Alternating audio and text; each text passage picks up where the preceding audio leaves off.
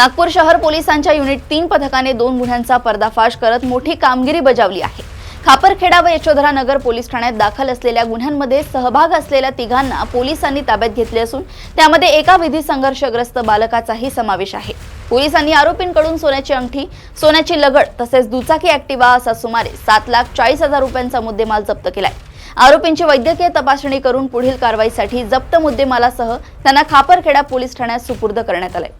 गुन्हे शाखा युनिट 3 कडील पोलीस उपनिरीक्षक काठोके आणि त्यांच्या पथकाने खापरखेडा पोलीस स्टेशन येथील एक घरफोडीचा गुन्हा आणि यशोधरा पोलीस स्टेशन येथील वाहन चोरीचा गुन्हा असे 2 गुन्हे उघडकीस आणलेले आहेत। यामध्ये सक्षम मौंदेकर आणि ध्रुव बिरबल त्याचबरोबर त्यांच्याबरोबर एक विधी संघर्षित बालक अशा तिघांनी मिळून एक खापरखेडाच्या हद्दीमध्ये घरफोडी केलेली होती।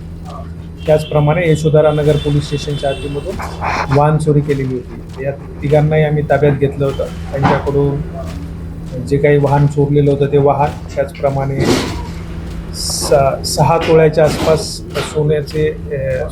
सोनं आणि मुद्देमाल आम्ही हस्तगत केलेला आहे।